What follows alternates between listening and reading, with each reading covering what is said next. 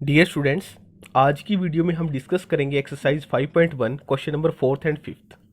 Fourth question की statement है, if a point C lies between two points A and B such that A C equal to B C, then prove that A C equal to half of A B, explain by drawing the figure. अब हमारे पास given क्या है statement में, if a point C lies between two points A and B. अब ये दो point हैं ए और बी, इनको मीट करके एक स्ट्रेट लाइन बनेगी। इस लाइन पे एक पॉइंट सी क्या कर रहा है, लाई। तो ये पॉइंट हमने मार्क किया, उसको नेम दिया है सी। तो ए बी लाइन के ऊपर एक पॉइंट सी लाई करेगा। और कंडीशन क्या गिवन है, A C equal to B C. वही हम यहाँ लिखते हैं इसके सॉल्यूशन में, A C equal to B C, ये गिवन है। और हमें प्रूव क्या करना है, A C equal to half of A B. जो ए सी है वो ए बी इस पूरी लाइन का हाफ है। अगर हम ये प्रूव कर देंगे तो हमें यहाँ से एक रिजल्ट मिलेगा कि सी क्या है, इस लाइन का एक मिड पॉइंट है। और मिड पॉइंट जो भी कोई पॉइंट होगा तो वो उस लाइन का क्या होगा, हाफ। तो अब इसको शुरू करते हैं, इसका solution. A C equal to B C, ये गिवन है। अब सेकंड एक्सियम जो मैंने आपको कराया था, एक्सियम वाली वीडियो आप वो देखें। सेकंड एक्सियम क्या था, if equals are added to equals then whole are equal. उसमें मैंने एग्जांपल दिया था कि 7 ये 7 के इक्वल है। 7 में अगर हम 2 ऐड करेंगे लेफ्ट और राइट साइड तो जो आंसर आएगा वो भी इक्वल होगा। तो इसी कंसेप्ट का हमें यूज़ करना है। तो अब ये गिवन है A C equal to B सी। हम इन लेफ्ट और राइट दोनों साइड में एक इक्वल नंबर ऐड करेंगे तो वो इक्वल नंबर क्या होगा, ए सी। यानी अब मैं इसके बाद सेकंड लाइन लिख रहा हूँ, A C plus A C equal to B C plus A C, ये लिखा है। और इसकी ब्रैकेट में आप क्या लिखोगे, if equals are added to equals then whole are equal. तो होल भी क्या होगा, वो इक्वल होगा। अब ए सी प्लस ए सी, इन दोनों को जैसे x प्लस एक्स को आप ऐड करोगे तो आंसर आएगा 2x।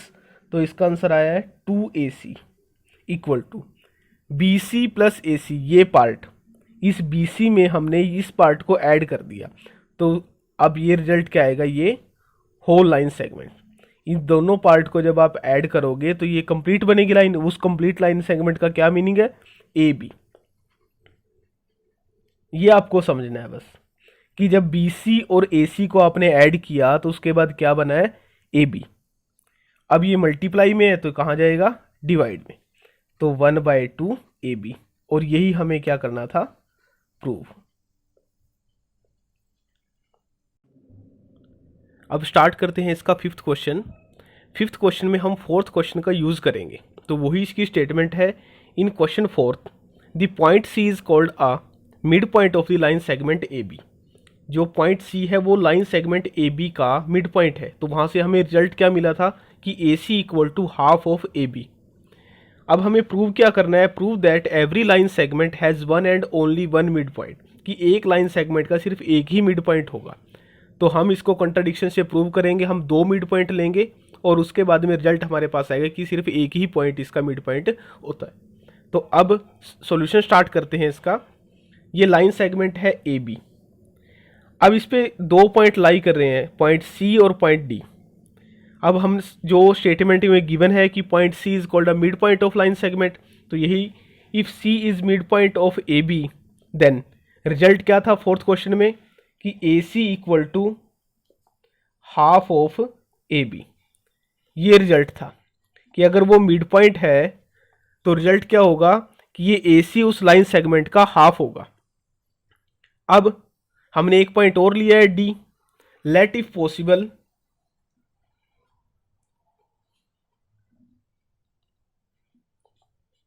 D B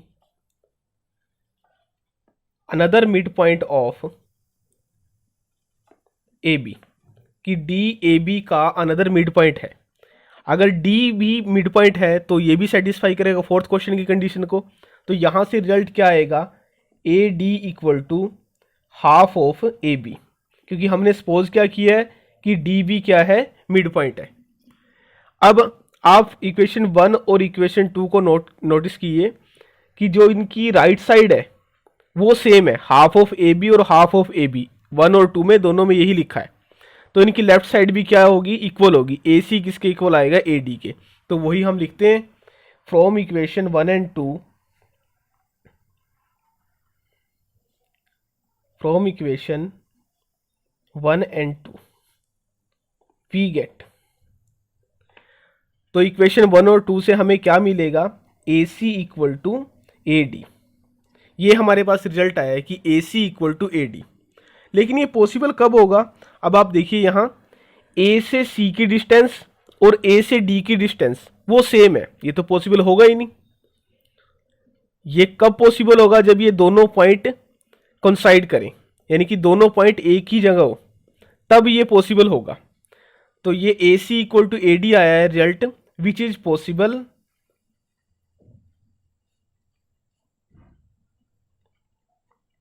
only when point C and D coincide each other। तो ये तब पॉसिबल होगा। सपोज करो A से C 5 है, A से D भी 5 आ रहा है, तो ये तो पॉसिबल होगा ही नहीं कि दो अलग अलग पॉइंट से सेम पॉइंट की डिस्टेंस सेम हो, जब वो एक ही पॉइंट पे एक ही लाइन पे लाई करें। तो ये पॉसिबल कब होगा, जब ये दोनों ही पॉइंट एक ही जगह होंगे, यानी कोइंसाइड करेंगे। तो यही लिखा है which is possible only when point C and D coincide each other. तो अब हमें प्रूव क्या करना था, every line segment has one and only one mid point. So every line segment has one and only